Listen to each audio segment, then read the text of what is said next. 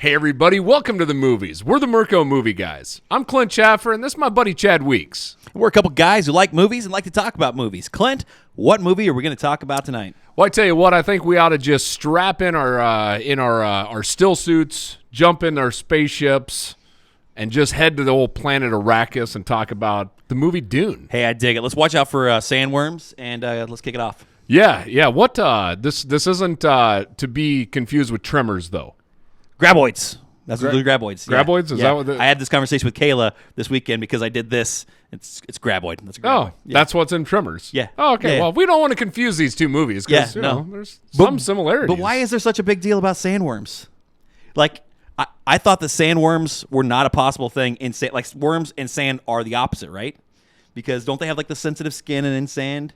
You know, I'm a river. Well, they typically like moisture too, right? Like when it rains is when I see worms. Well, you see worms during the moisture because the nitrogen in the ground actually burns their skin, so they try to get out of the ground, and then they come up to the top, and that's why they come up there. It's not like they're drowning. The more you know. Yeah, worms can actually live for a long time in water, but I think that the sand actually like is abrasive to their skin and will like, I don't know, cut their skin off. All right, thing, because sand is abrasive. Yeah. It's just interesting. There are like two movies that have big worms in sand. No, there's more of them because there's the sandworms on Tremors, which are the graboids. There's also the ones from Star Wars. Oh yeah. So there's a sandworm there. Yeah. And then what about Beetlejuice? Man, yeah. They're all sandworms. I'm like, why is there such a fascination with sandworms? And I think it's an oxymoron. Huh. Well, that's an interesting way to start we might have to this. Look that into. Yeah, it's a heck of a way to do the intro into this. So. Yeah, absolutely. So anyway. So yeah, well, here's to sandworms, I guess. Yeah, so, well, hey, with that, grab your popcorn, fill up your drinks, and enjoy the show.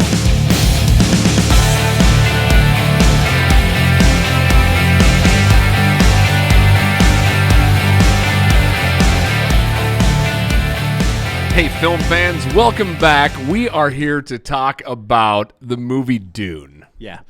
So first off, a little background. You've seen the '84 version, right? I have, yes. Do you know about? Do you know there's a TV miniseries too?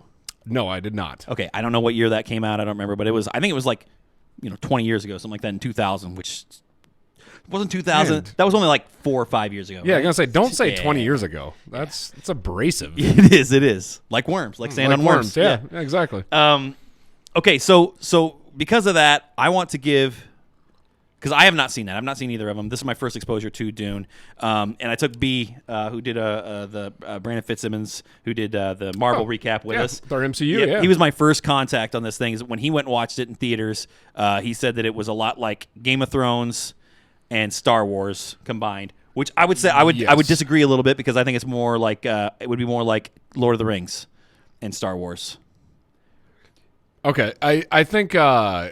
Here's my thought. I think Game of Thrones is a very spot on comparison on the cinematography of it, and that the way that it's actually shot and the casting is very much Game of Thrones appeal to it. Yeah, I did talk about that a lot. The cinematography was awesome on this because the things that they focused on and the angles they gave you. And if you think about like Game of Thrones was kind of dark, right? You had more of that dark totally shot. Agree with that that's too. how Dune is presented. Yeah, so I would agree with that. I think that's just where a lot of that comes from. Yeah, so. I just felt like it was almost like a story. Like I could feel that story with all the different races and stuff like that. I felt like it was looking like Lord of the Rings to me. That's what I got. Yeah, no, I mean, I think story-wise, I think there's Lord of the Rings. I think, you mentioned Star Wars. I mean, I think it shares a lot of things between those movies. And then, of course, you have the spaceships and travel and all that kind of fun stuff that lends itself to about any sci-fi movie out there. So, yeah. Okay, talk about that real quick. The space. Why is it in the future?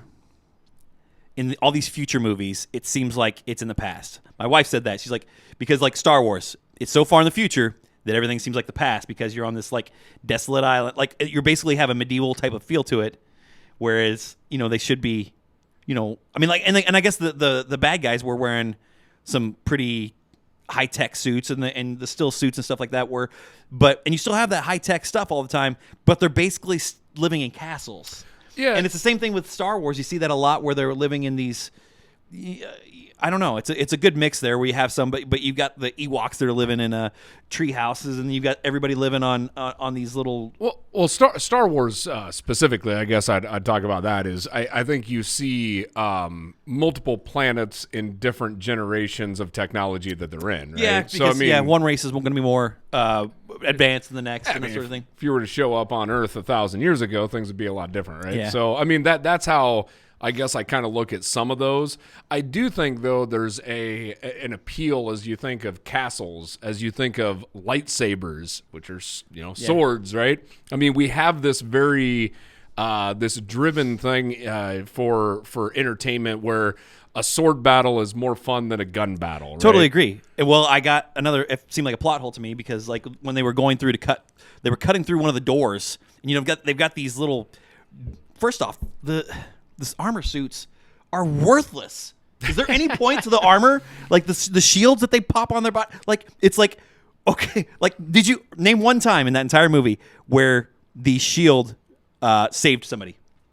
Well, ever. No, hold on. Jason Momoa's character was saved by the shield multiple times. Was he? In his battle, he definitely was. Was he? Because he didn't seem to be slowed down by him at all. Yeah, but I actually liked I liked the whole thought of the shield. I like the training around that. But I guess if we're going to talk about it, let's talk about the shields.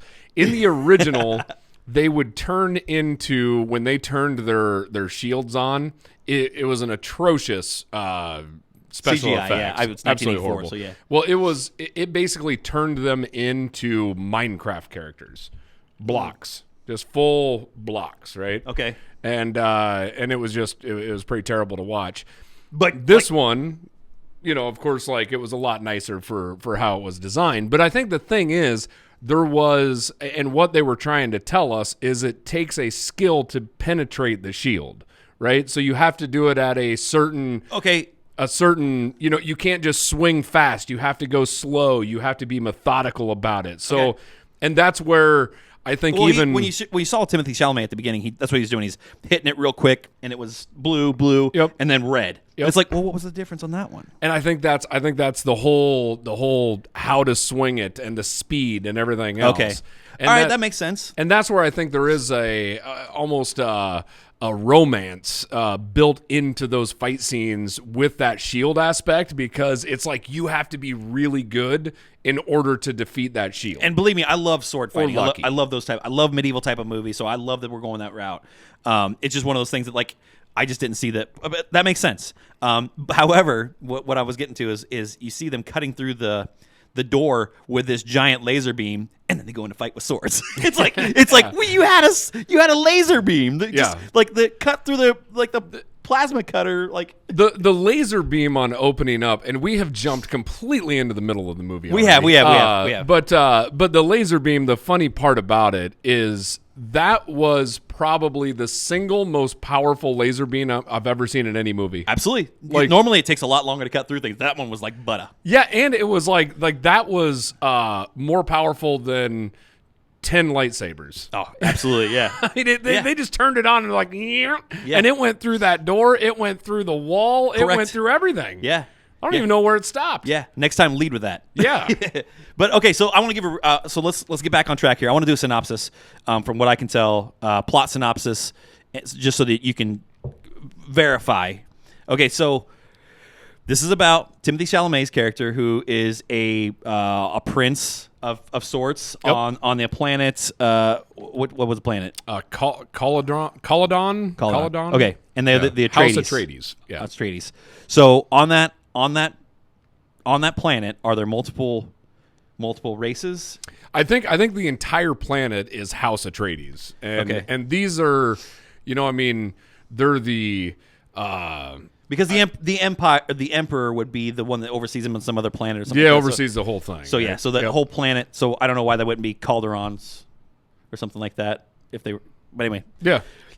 Another just question. But okay, so and their goal is to the emperor is sending them to the planet Arrakis to go and basically take over the spices. Correct. and the spice is a mineable resource. They're going to take over this, and basically, and this was something that the Sardaukar had previously mined. Yep. So now the Harkonnen. Harkonnen. Yes.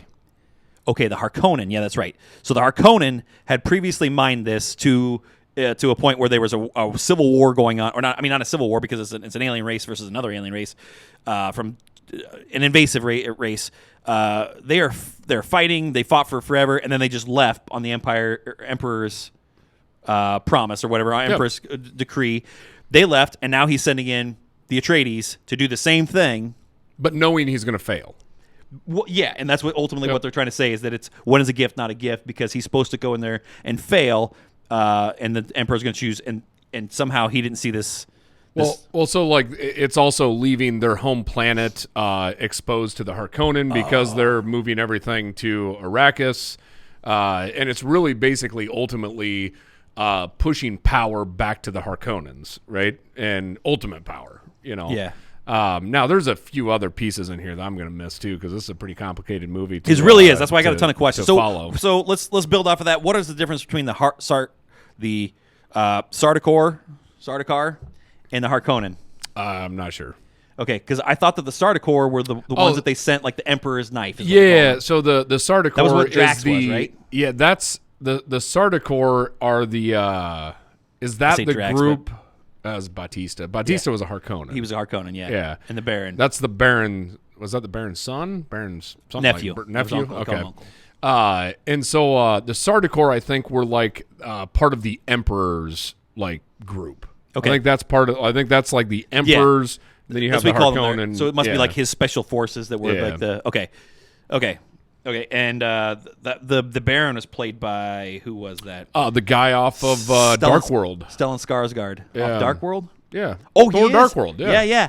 I did, when he was looking, I had to look him up. Actually, probably the original Thor too, right? Yeah. Thor 1, yep, right? Yep. He was a scientist. Eric something, but yeah, he was. I had to look up who that was because I'm like, man, I actually thought that it was.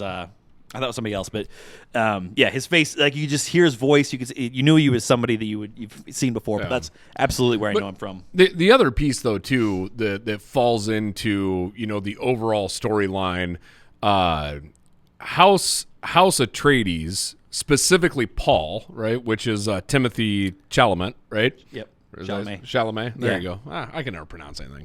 But House Atreides, and like I said specifically, Paul wants to go there and basically free the Fremen, right? Because essentially everybody has dropped onto Arrakis to mine this spice, and they just didn't care about the indigenous people of that planet, right? So you're talking about a storyline of oppressed people that Paul is basically looking at going and freeing. Oscar Isaac, actually, his character is the one because he was the king, right? Yeah, he's the king, so he's wanting to go in there and basically say we're going to make a partnership with them, and they sent in Jason Momoa to like as a Yeah, but that you also have to look at because I don't think his character was actually looking at it the same way that Paul is. Paul is truly looking at going in there and freeing the Fremen. His dad is looking at going in there, partnering with the Fremen to give him power to be able to defeat the Harkonnens. So it's really looking at least this. So he knew the Harkonnen. Yeah, you're right. This is my opinion, but I don't think he was going to be an oppressor as well, just in a different because he was going there to look over them as their steward, is what they said. Yeah, and he's still going. So he's still going to. So he's going there he talked about going there to fight the Harkonnen.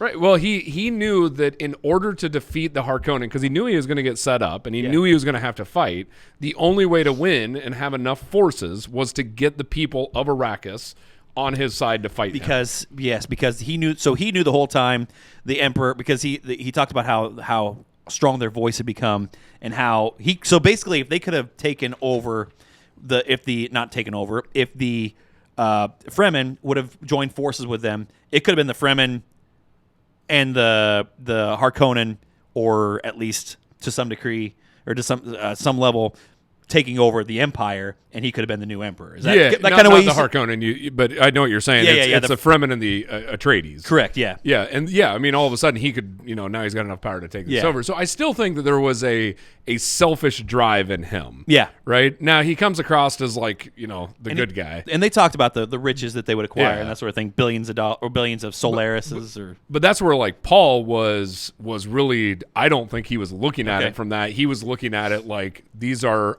people that need to be freed, right? Okay, so let's talk about Paul a little bit. All right, first off, let's talk about the names because it was Paul and Duncan and Duncan, Idaho.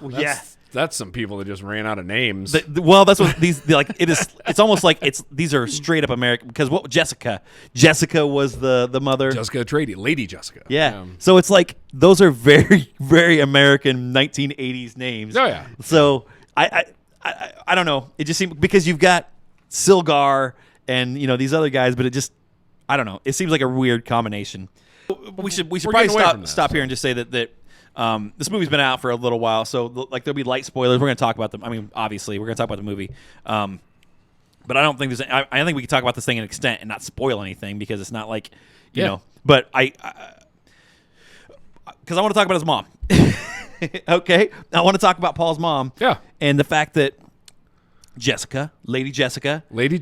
Okay, so she's kind of like she's a Bene Gesserit, so she is like a kind of a witch doctor is the way I kind of not witch doctor, but a holy person with witch something like that. Yeah. So I mean, like she comes from I mean, like that whole group. They call her a concubine too, and like she's on a wife. So they have they have a special power set and knowledge and things of that nature. And that's what really plays into this then as well, which makes Paul so different from any of the other people, Bene Gesserit are because all women. He's also he's of royal bloodline, right? Yeah. And then his mother is part of this group, right? Which gives him basically access to the voice that she has been teaching him, which is totally a Skyrim Thuum.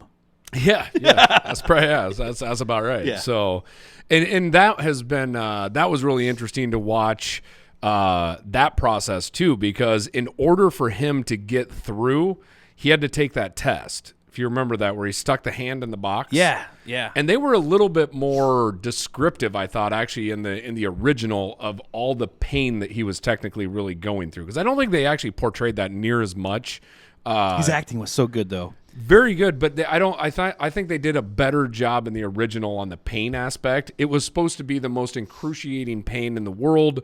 Your hand was feeling like it was basically on fire, right? And then he brings it out, and it's fine. Nothing, right? But had he done anything, right, pulled his hand out, he dies.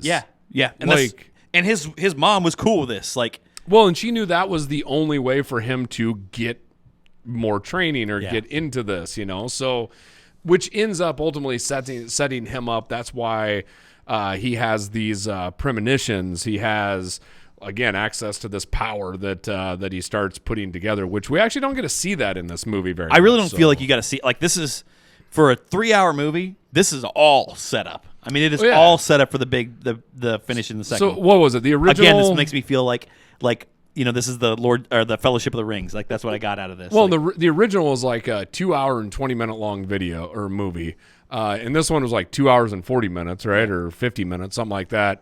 And this one only gets halfway through the original. Yeah. Right. So that's the interesting part. For those of you that haven't seen the original Dune, you're actually missing out because we already know the end. Yeah. Right. Yeah, and I could see them doing some changes there to that sort of thing too, to keep you on your toes and vary it from the original. But they didn't vary much from the. No, I mean I think they had to because they did. Well, there's some variance. There's more detail. There's more build up, character build on this. Oh yeah, the great character development. Yeah, and so I think they've done a great job at doing some of that. But basically, you also see,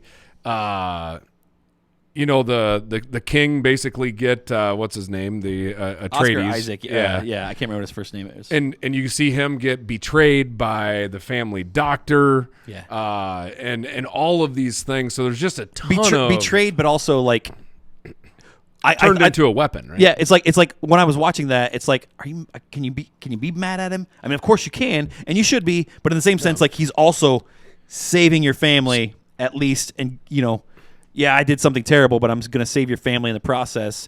So I think it's well, he did. It's forgivable in some way, shape, or form because he set up to help them win or tried. Yeah, no, I mean, I think jumping into that aspect of it. He betrayed the family because, of course, the Baron was keeping his family hostage, right?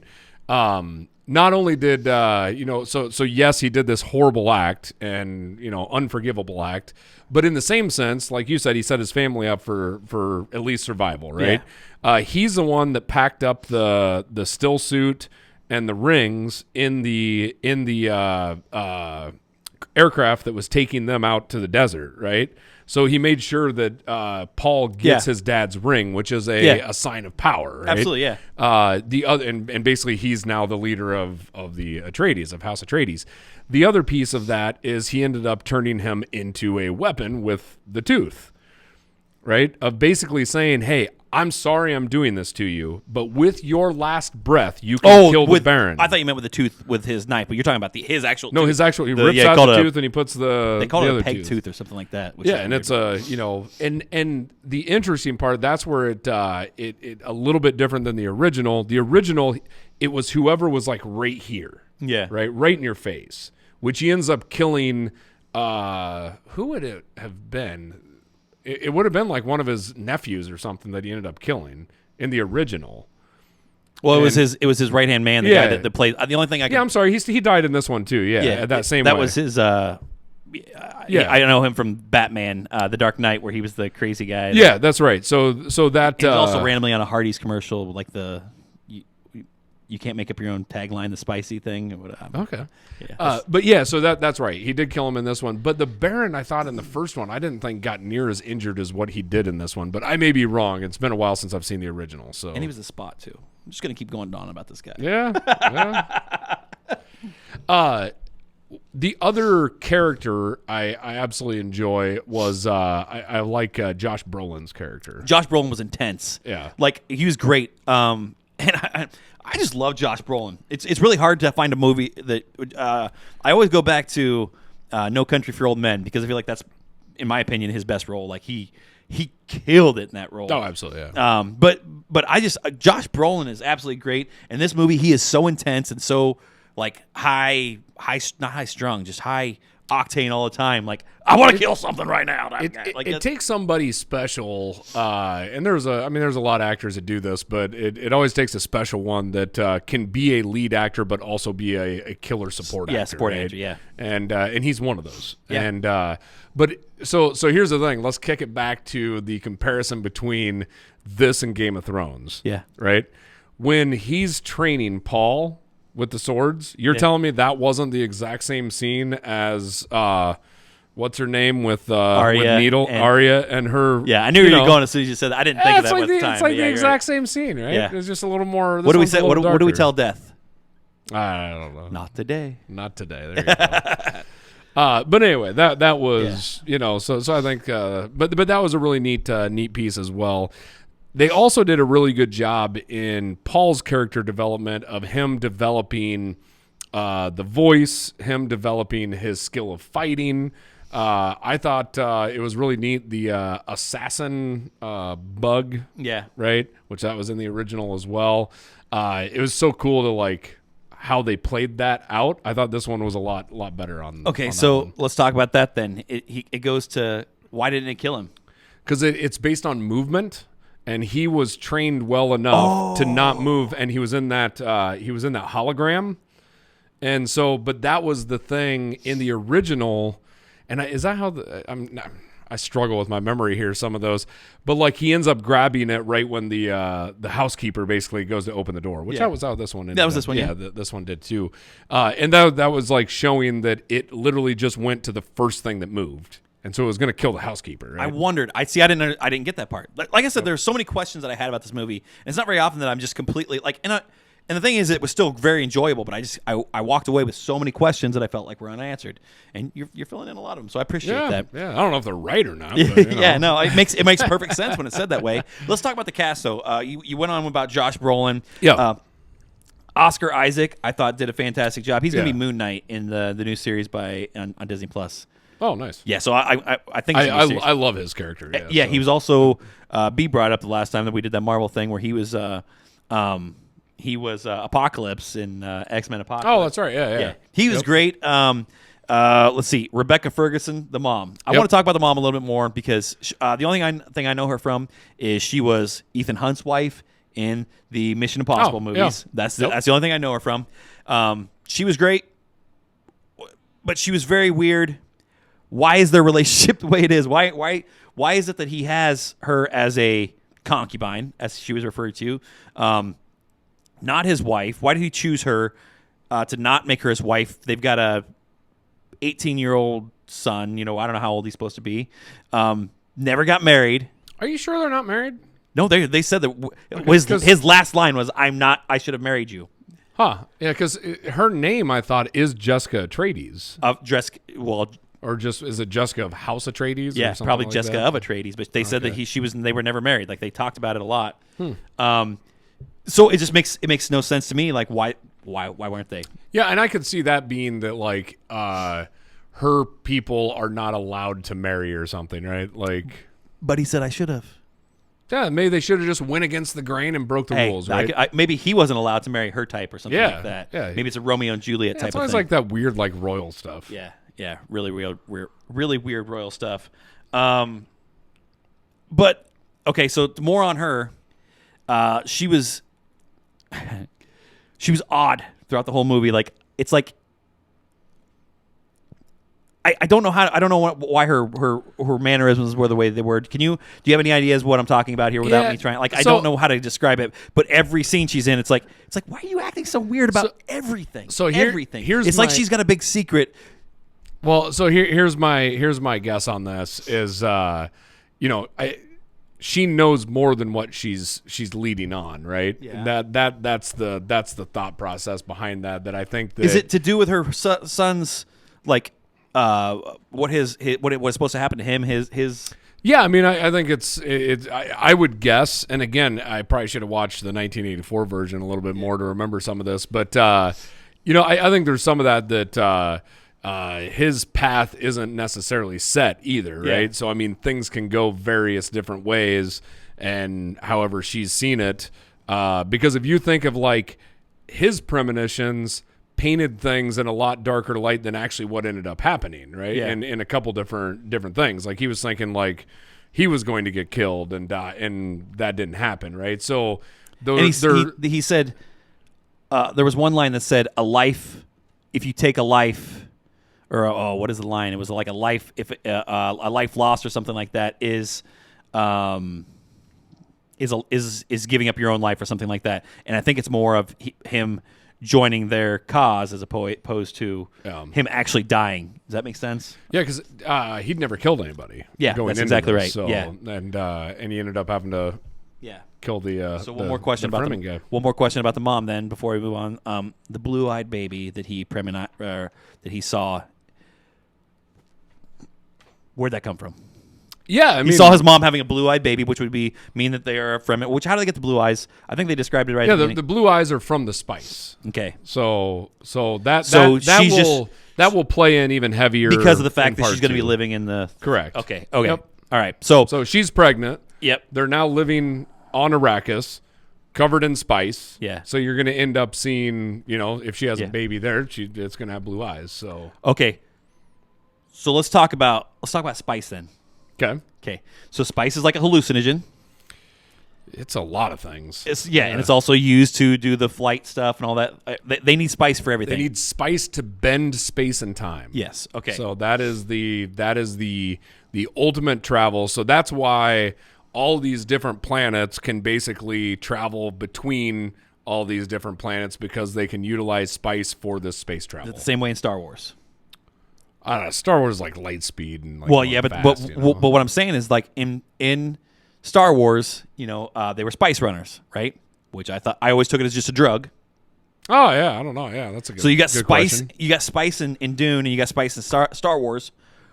What's the correlation? I think you're right though. I think spice was a drug actually technically. That's in the way Star I took it. Wars. Is they were spice runners, so it was just a drug. Yeah. Well, this one could be a drug too because it's a hallucinogen. Yeah, but it's like the most like powerful thing I get in it. the world, right? I get it, but I mean, Universe it's just weird they would use the exact same word for both story franchises.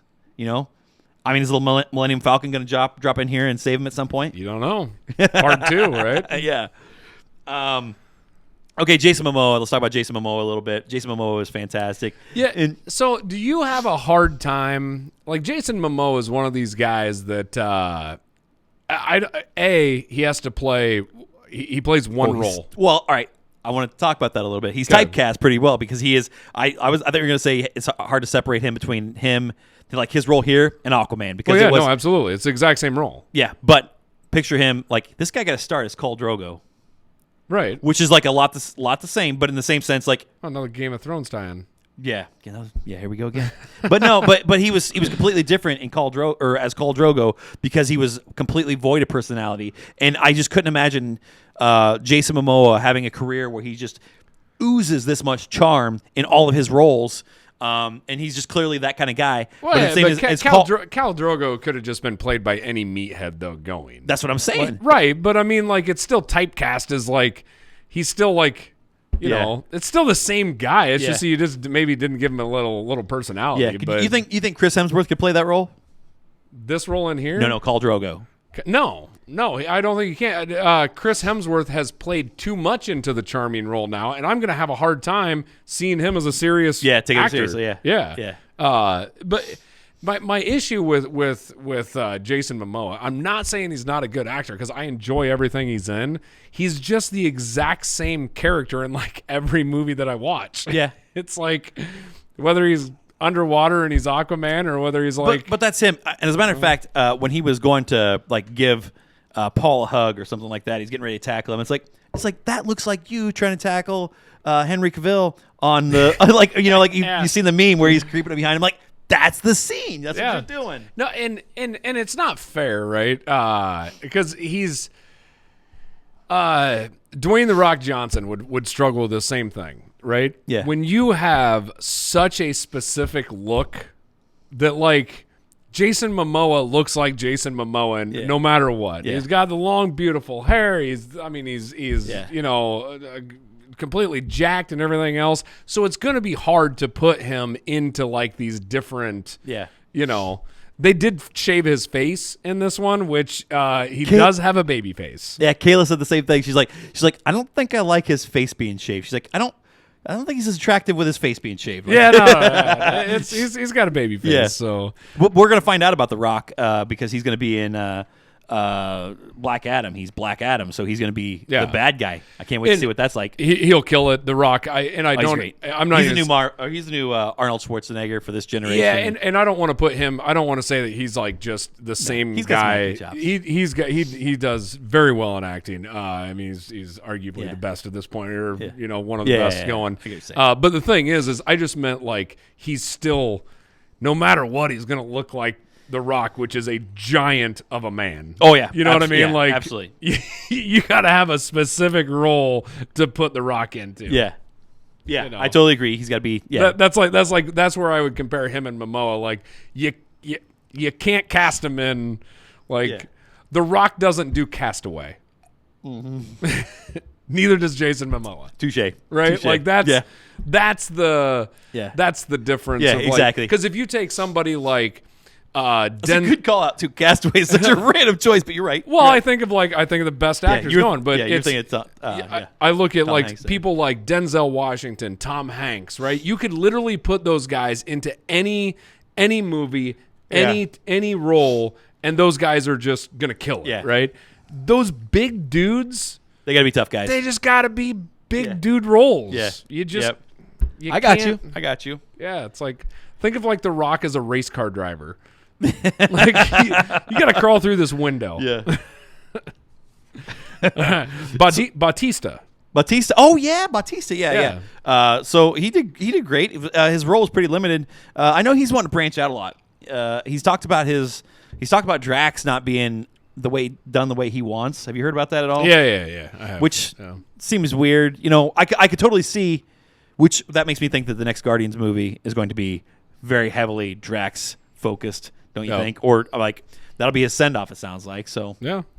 But he was great. He just wasn't in it very much. A lot like some of the other guys. So Bautista. Let's talk about his acting chops here because I like Bautista. I think he's done a fantastic job of transitioning from And I want to talk about real quick again the wrestlers that have done this. Like the Hulk Hogan wanted to do this his whole career. Yeah, he never could. Always cheesy. Right? He was always so cheesy in such a bad role, and he wanted so badly to be an actor. And now these guys are just crushing it. Well, so Bautista has a uniqueness about him, and again, we're going to see what The Rock can do with Black Adam. Yeah. So because he may roll into this as well. But who's the guy that played Drogo in Oh, you're talking. what's his name? You're talking about The big blonde guy. Yeah, you're talking about Rocky IV. This is a disgusting. The omission. big blonde Russian guy. Yes, and he's in the Expendables, and he's in Universal Soldier, and his name is I almost had it right there. Universal Soldier. It's empty. Dolph Lundgren. It's empty. We apologize, Dolph. We should definitely know his name. Yeah, I'm sorry for that one. Yeah. But my point, the reason why I bring up Dolph Lundgren is that Bautista could fill that role. Bautista, even though how charming he is as Drax, he could. But if you look at him in this role, I actually like this whole transition that he could literally be the next kind of like super villain that we see rolling through a few of these films. I don't think that's going to happen though. I think he's going to go on. I think he's going to be a legitimate actor, and not saying Dolph Lundgren isn't. Well, no, I wasn't meaning I'm not comparing those two for like acting wise. I'm just saying that like the cool bad guy back in the 80s was Dolph Lundgren, right? Yeah, like that's what I'm saying. Like Bautista could roll into that bad guy he could realm. fight Michael B. Jordan in the next movie. Yeah, he could be awesome at fighting, at being the bad guy. Actually, right? It's probably like a 80-pound weight difference there. No slight to Michael B. Jordan, but Bautista's a big man. Zendaya. So there's a lot of stuff that I'm more excited about in part 2 for because Zendaya, I love her. Like I love her acting. She's great. Like and maybe it's just because I'm a Spider-Man stan, but I absolutely love Zendaya, and I think she's going to be great. But she was, the epitome of barely in there. She was totally like a what's his name, Hawkeye in the first Avengers movie, where it's like. You didn't feel much for her because she was a dream for most of the movie. So that is why I love the casting, right? Because I think they casted her perfect because we want to see her on screen, right? Because we are fans, right? So it's one of those where I think if that is anyone else or somebody that doesn't carry the weight, you're not looking forward to it as much, right? But that was the interesting part because I expected her to have a big role in this, but I didn't realize going into it that this is only half a movie. Yeah. So, it'll definitely step up. She's going to be a primary part. Oh, absolutely. Yeah. It's going to be him. Next. It's going to be her and Paul basically carrying the whole second half of the movie, which is great. And so we'll get plenty of it, and that's why I wasn't really upset about not seeing as much of it. But here's the other one, the other character in there that I feel like you want to talk about stealing every scene that he's in, and that is Javier Bardem, he played Silgar, the leader of the Fremen. Oh yeah, who comes in and spits, and then all of a sudden everybody's so this would be their second Josh Brolin in his second role because he was also the guy from. No Country for Old Men. I don't know if you noticed this or not. No, I didn't know that. So Javier Bardem is the guy from No Country for Old Men, the guy with the bolt gun that's going around. No kidding. Yeah, he was. Yeah. Wow. I'm glad you didn't know this. Yeah, I did not know this. Yeah, so that guy seems so big. Yeah. in No Country for Old Men. Well, I think he's big in this one too, though. He just didn't look near. Well, you got to as big figure as he's that standing guy. next to Jason Momoa and those That's kind of guys pretty true. too. So it wasn't like you know. I loved the whole thing, like with the whole like the spit, like you're willing to give up liquid in your body. It is a beautiful weird, man. realization exactly what he's doing, because he's basically sacrificing the most most precious- valuable resource. Yes, right? exactly. But Outside to of us, spice, but, you know. yeah, to us it's an insult. For them, spice doesn't matter. Spice doesn't mean anything on a car. Or, That's sand, dude. yeah. What is it again? Akaris? Arrakis. Arrakis, yeah. Yeah, man, these names. You just start getting stuff figured out from Star Wars and stuff, and now you got to get into. I know, yeah. This one, I can't, I don't, I mean, they could continue to play off of it, but I see it as part 2, and I don't think know. there's going to be a franchise that's going to build off of that. Yeah. Although, but they could, if because Hollywood sees money in it, there will be they could 18 go, of these. They could go with so many prequels, because I'd love to know how the Bene Gesserit got to where they are. Yeah. And we got to apologize for like slaughtering these names. Oh, yeah, we're no. killing it. It's We're doing okay. terrible. It's okay. The folks that watch us, they get it. Yeah, They know that we're not. yeah, exactly. We're not gonna. But you know that they could do a ton of prequels and stuff like that. I'd be happy with that. But they'd be cash grabs. But Oh, yeah, no, I'm that'd here be for total. it. I'm here for it because I really enjoyed this one. So you talked about some of the technology, right? That they have. I think the Fremen have some of the coolest things. Like when you start thinking about the still suits, right? And it's like essentially this. Was that Fremen technology? Yeah, it was Fremen technology, and it was really neat to see like, hey, this can recycle all the water, right? Yeah. And I loved the scene that Paul was able to put the still suit on in the way of the Fremen, right? Yeah. And he did that without ever knowing anything. Yeah. It was a natural way for him to put it on. Everybody else puts it on a different way, right? And that brings me back to, if you remember, they always kind of either talk under their breath or you hear their thoughts, and that was a huge thing in the first one, where you would hear, they're talking in the movie, and then there would be these thoughts, and half of the movie is all thoughts, and so it was really hard to track like what everybody's talking about. This right? is the first. So the first one, like you had you had dialogue, and then you had thoughts. Really? Yeah. So you were hearing the thoughts of the You same. were hearing the thoughts in the same voice. So you just right? had to say like, okay, his mouth isn't moving, so you know these things. Correct. He's thinking this, right? Wow. And so you've seen a little bit of that in this Comics, one. they do the different kind of bubbles. Yeah, exactly. But in this one, it would be I think they spoke in Fremen for each one of those. That in the original, if I'm correct, I think I am, which is they were all thoughts at that point in time, which was he will not be from your country, but he will act like he was born there or whatever, right? And that was said from the lady that was like helping. He'll know your ways without ever being shown or something like that. Yeah, whatever it is. Yeah. Anyway, every one of those in the original was like a thought that you had Really? to like, And anyway, it was pretty interesting on that part. The other piece of it was the thumpers. I thought the thumpers were Really cool. I don't fully understand the sandworms. Like, why do they have a territory? I don't know. Like at one point they're just running through the desert, on a dead sprint, and it's like, well, shouldn't there be a sandworm after them? Because they're, but she would say you can't crash here because it's a sandworm territory. It's like, well, what makes it sandworm territory? Because I feel I just think like the locals know that it's sandworm territory, right? Like I get that they know that, but like, why? Why is the sandworms like, nah? I don't know. I don't want to go over there. If you go into the Everglades of Florida, I'm sure there's like crocodile territory because of whatever. Yeah, you're right. It just seemed weird that like, okay, this is the spot you can't go because it's but maybe it's there was all desert. There was rock underneath of it or something of that nature. Like, who Okay, knows? yeah, you're right. You're right. Get back to like what saved Kevin Bacon in Whatever his name Tremors. is, but yeah. They had to run up and jump on that rock. Val and I can't remember what the other one's name was, but God, I want to go watch Tremors all of a sudden. I said the same thing last night. I loved I Tremors. enjoyed it. That was great. When I was a kid, we would play as those characters because it was so great. What else was I gonna say?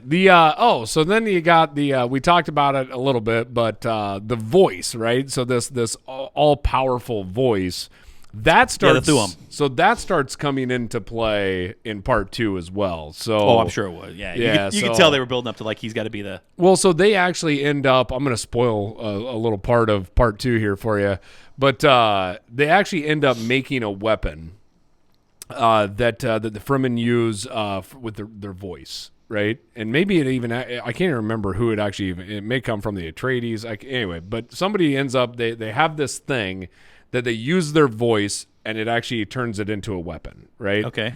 Well, Paul ends up being able to do this like without this device, right? And that's when you see Paul like Because he's the one. all powerful, right? That's like his Neo moment, Yeah. right? And so that's where Now it we're starts. referencing another movie. Exactly, yeah. But that's where you start seeing like part 2. The worms are going to start coming into play more. Like you start seeing this technology with the weapons, and then it's about basically the leftover Atreides and the Fremen versus the Harkonnen and the Emperor, right? Okay. And that's kind of the what we have left to see. You know? Okay. Well, yeah. I mean, you can tell that we're building up to the big battle. Like that's obviously what's going to happen. Is like And the battle's crazy. I can't wait to see. I mean, the original was insane how they all fought each other. And you got to figure they're going 3 hours on this next movie. Oh yeah, you got to. So like this is, I mean, there's going to be a huge battle. It's going to be monumental. So there's going to be like I expect this next one to be just a ton of action and a ton of Zendaya. I mean, you've seen in this one a Fremen riding a worm. what? You've seen that in this movie. He looks over at the desert and he sees a Fremen riding a worm. In this movie, you did? In this first one, you've seen this. How did I miss that? You had, I mean, they zoomed right in on it. And it was a Fremen that is riding a worm. You've seen how they kept coming out with these hook things. Yeah. There was two different scenes that it showed the one gal that was like the scientist that saved them, right? Actually, when the laser beam, right? And she sent them off in the spaceship, and then she goes out there and goes to the dune, and she whips out these things. I saw that. I'm like, what is she doing? That's how you hook and ride a worm. Because she set up the thumper and then Right. did that. The because thumper I remember is thinking, trying to like, get the worm. what is your game plan here? So the thumper is to get the worm. They throw these hooks up. They hook it into the worm, and they ride the damn thing through the desert. So you can imagine a battle. What do you think they're going to fight with, man? They ain't riding horses into this battle. Okay, all right. That's where it gets crazy, man. Like this, that's what's funny about the movie Dune, just in general. I think it's one of the most, fun storylines, but it's one of the hardest storylines to follow because there's like 18 different stories all jammed into, and 18 different branches of the same story. So like when you read books like the Lord of the Rings and stuff like that, they. It's just cute. You think I read? Well, I'm just saying this is a book. This is a book from 1965, isn't it? I think it's from probably. So, but like in those books, they have like maps all the time, like constant maps. Yeah. And it'd be nice to have a map because I bought a map for Game of Thrones because they talk about the areas all the time. It's like, well, I'm having a real hard time picturing. Oh, this. yeah. So it'd be just nice to have a map you just put up here at all times. Be like, okay, so they're doing this here, they're doing this here. This is this. Yeah, that's what we need for this for the next one. So then we'll have a little bit easier to grasp, and then you'll know all the different planets and stuff. Let's make that happen. We'll have to put like that on the backdrop for part 2. Yes, right. exactly. Like, you know, no. So yeah. So I mean, this one. Let's get into. Do we have anything else to cover exactly on the movie? I want to ask one more question, I guess, and maybe they'll go into it a little bit more, but. Okay, this movie's taken. I can't remember the exact date, but it was like 10,000. I don't know, whatever it is. It's way in the future. Yeah. But they are so focused on his grandfather fighting bulls for a living, or for fun. Like it is, like to the point where they keep going back to it. That his it's like his grandfather. It's not like his grandfather was in. In 2000, the year. Oh, so you think like in 8,000 years from now, people still aren't going to be crazy and ride bulls? No, I'm just saying I get it, but it's like I just feel like it. But the thing is, the movie was so focused on it, which it almost makes me feel like there's a closer tie to our world than what, because of the fact that like Duncan, Idaho, like it just sounds like he's Duncan from Idaho type of thing. And I don't know. I'm just spitfiring here, but like there might be. I don't remember any bull riding in the. I actually don't even remember any bull riding in this one. So no, there was no bull riding in this one. He was a bullfighter, and okay. At one point they zoom in and they've got a big bullhorn up on the wall above the big throne room. That's right, because they were packing that in to take it to Arrakis. When they go, and then they're packing it. That's what the one thing they packed up to take to Arrakis. When they were going to his grave, it was a picture of him fighting bulls. That's right. And then on the desk there was like a statue of him fighting bulls, and it's like, why is this such a big deal?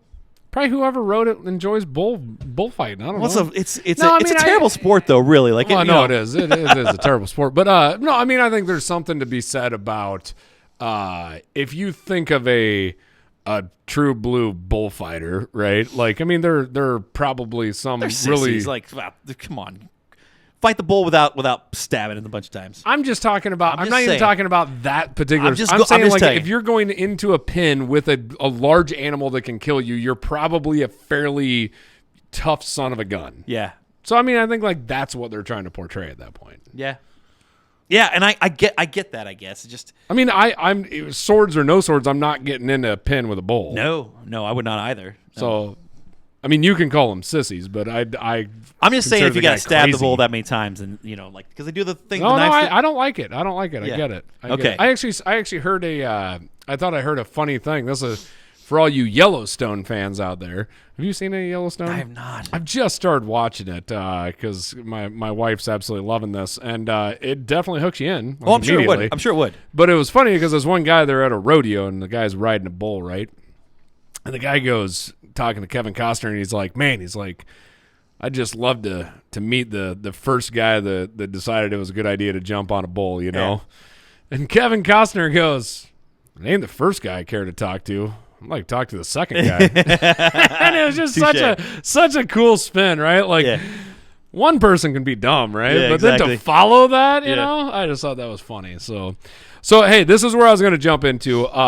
With that, let's talk about actually rating this thing on our scale of 1 to 10. Yep. And if just to talk about this, 10 is perfect, 9 is an instant classic, 8 is a must see, 7 is fantastic, 6 is solid, and nobody cares after that. So. Yeah. We still have a 5 and a 4, but hopefully we never watch movies. Yeah, but 5 is great for napping. And great for napping. Because honestly, there are movies that like it's like I'm gonna take a nap and I want to put a movie on the background. Put on a 5. Yeah. Yeah. Okay. Yeah. Sure. Yeah. So the Scorpion would be a 5.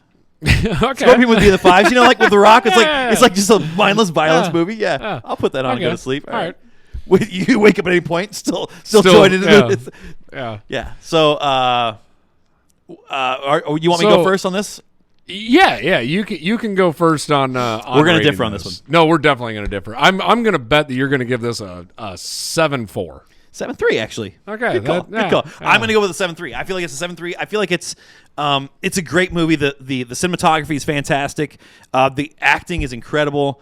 I just feel like. Again, obviously, since this whole thing has been about my questions, basically, it left me with a lot of questions, and I was left wanting more. I guess is my thought. I mean, it's still a great movie, and I really enjoyed it, loved it, but it left me wanting more. And a 7.3 is a great score. Once again, that is a fantastic. That is fantastic. Yeah. Okay. Yeah. No, I go with a. I need to go high enough to at least average us into an 8 now. You can't look at it that way. You can't look at it that way. No, I would actually put this as an 8.6. Yeah, and I totally get that, and I would agree with you on that one. But here's the other thing. I loved this movie. Yeah, loved it. I think that most of the Star Wars movies that we talk about, I think that you and I are on opposite ends of the spectrum of those too. We both love Star Wars, but the ones that I really loved were the ones that you're like, that was good, but it wasn't as good as the previous one, that sort of thing. So I think that checks out, and I feel like this is a good way to gauge it. Yeah, no, like I said, I would go 8.6. You went a 7.3. Wherever that averages. This is by far the biggest difference we've had. Yeah, so far. this is a pretty big gap for us. Yeah. But I do think that this is playing into we're both fans of sci-fi, but this definitely is more my style of sci-fi versus your style of sci-fi. I totally agree.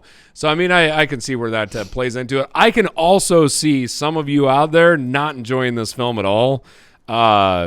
If you're a casual movie watcher, you're probably not going to enjoy this movie. Yeah, I mean, I would disagree a little. I would agree. For as many questions that you just came in, you're not a casual movie watcher. No, so but I would. But the thing is, like, I think you can still take. You're right. I'm just saying, if you sit down and you're walking around getting popcorn and roaming around the house trying to watch this thing, but you are going to miss way too much. You're going to miss way too much. But I also think that this movie can carry itself without even. Like, who cares? Like, if you don't understand the storyline, if you don't like, you're still going to love the action scenes. Yeah, you may enjoy it. You're just not going to understand it. Though, yeah, but that's what I'm saying. But you're still going to enjoy it enough. So I would still say you can watch this if you're a casual movie. It's like, oh, that was an awesome scene. I'm not saying that you can't watch it as a casual movie watcher. You are not going to appreciate this movie if you are not paying attention to this. I would. So. Oh, I totally agree with that. You got to pay attention. Yeah.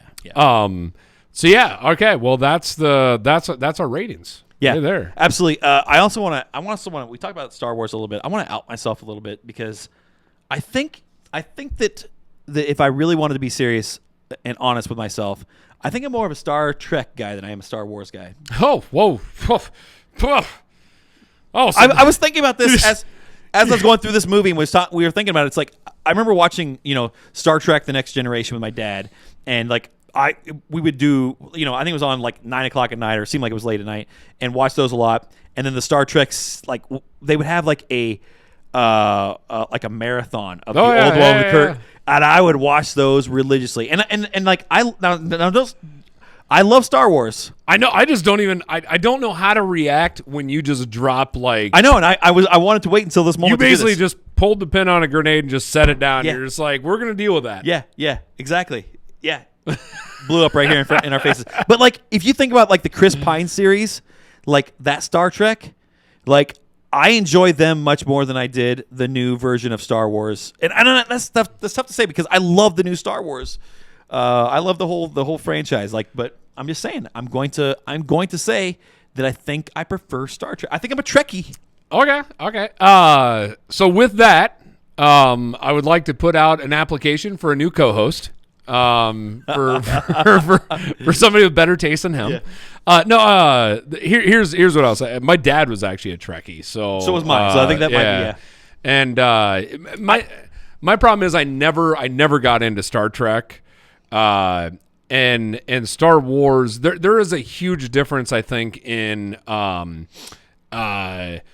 a television show based story versus a movie based story, right? I mean, they've made Star Trek movies, but I mean, it was truly a TV show to start with. Star Wars is a book, is transformed into a movie. I love the storyline. I don't think the storyline can be beat from Star Wars. That's what I love about Star Wars.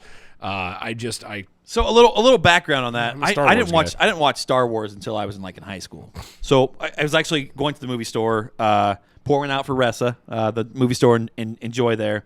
And the first time I watched a Star Wars movie would have been I think it was the Phantom Menace. Yeah, you and I went to actually you, me, Dan Ball, Greg Douglas. Yeah, we all went there. We all went and seen it. You guys watched. That was your first Star Wars? Yep, you guys watched it before then. Wow. And so I watched it, and it's like, oh my god, this is incredible, right? It was great, and that's like the worst of the Star Wars movies or whatever. But Darth Maul was so incredible. Yeah. So anyway, I watched that one. I have my own thoughts on Phantom Menace. We've talked a little bit about it. And I told my mom about it. She's like, have you even seen the originals? I'm like, no.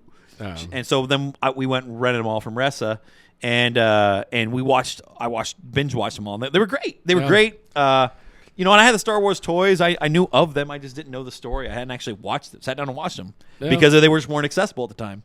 Where's so Devin and I are going to go to Star Wars Galaxy Edge. Yeah. Right down in Florida. Where's Star Trek's? Well, Kayla and I just went to Riverside, Iowa here not too long ago to see the future birthplace of James Tiberius Kirk. I was telling her that all the way here. I'm like, yeah, so we're approaching the future birthplace of James Tiberius Kirk, and she's like, future? You mean past? This goes back to I'm trying to remember. is it maybe Big Bang Theory or one of those that it's like, always the Trekkies versus the there was Star Wars, I saw so it's a huge debate. George Takei calls it a Star Alliance. Because it is. I love them both. So. I don't actually want to. I love all the Star Trek films as well, and I do remember watching, like, especially with my dad, the original Star Trek movies. And love Spock. I just Scotty. I mean, all those guys.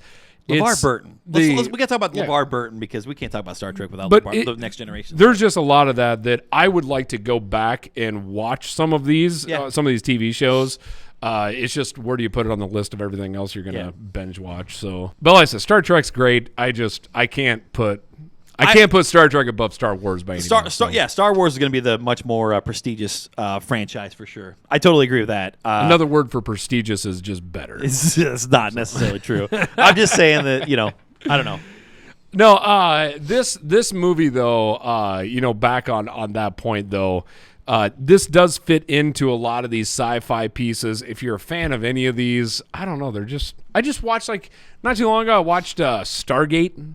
You remember that movie? Kurt Russell, right? Yeah, Kurt Russell. I've never seen it because it's funny, they're in like a desert area too. Like, I don't know, like they're in like a pyramid in the middle of desert. So there's Stargate. Exactly. That's what I'm saying. Like, why are they always in a desert? Why is the future so?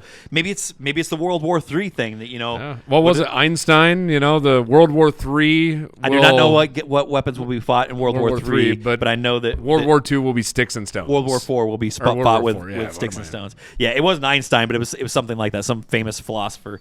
Sure, it wasn't Einstein. That was Einstein. Maybe it was. Maybe I'm wrong. I don't know. But regardless. I haven't seen that one, and I haven't seen Firefly. Firefly is one. Yeah, I haven't seen that either. Isn't that there's a tie-in to something, right? No, Firefly I think was the movie that followed a series, and they were both by the guy that redid. Man, I'm not thinking of anything. Who was it that redid Justice League? Zack Snyder. No, Zack Snyder was the original, and then he stepped out because his daughter, Joss Whedon. There you go. So Joss Whedon did a series kind of like Star Trek. It was like a one-season thing, huge, and then he did a movie that followed up. It was called Firefly. Okay. So Firefly was the movie. It ties into something. Yeah, and that's what it was. So it was a. But I've heard great things about that one too. But I've never watched it. It's got to be something where it's like, again, I have to invest.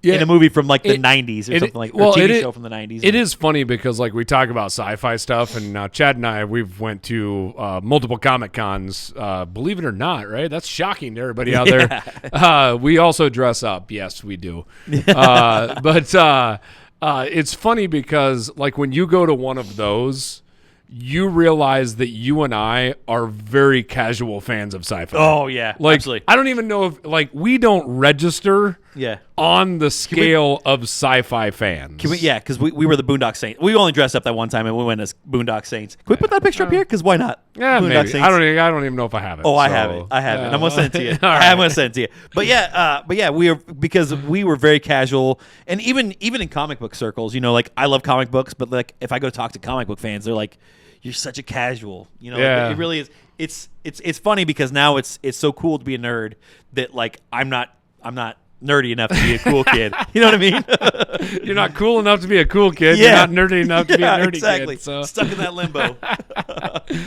We've been there a long time, Chad. Yeah, absolutely. Well, I tell you what, our drinks are empty now, and we've had a really good conversation. But I think this is it. Yeah, absolutely. We're gonna have to put a spoilers one on this one, just flat out on the title. Just put spoilers because we. Yeah. I mean, if you haven't watched a movie that was made in 1984 or one that has been out for nearly a month, hey, you should definitely have some spoilers. You're right. Forget it. Can't wait to cover the Titanic. Yeah. Hey, but here's the thing. What's coming up next is Ghostbusters. Ghostbusters. That's going to be fun. Yeah. I cannot wait. We're going to have to be real careful about that one because we're not going to be able to spoil anything because I want to release that one like the night. We need to go to the movie. We need to release it that night and just get it out there because that's going to be awesome. No, I haven't been this excited about a movie. Like, there's been a lot of movies come out this summer that were good. This is a big one. No, Ghostbusters is going to be awesome. I'm so excited. Paul Rudd was in it, by the way. So. Yeah, the sexiest man in the United States. Sexiest man alive, yeah. I love that. I love crazy. it. It's perfect.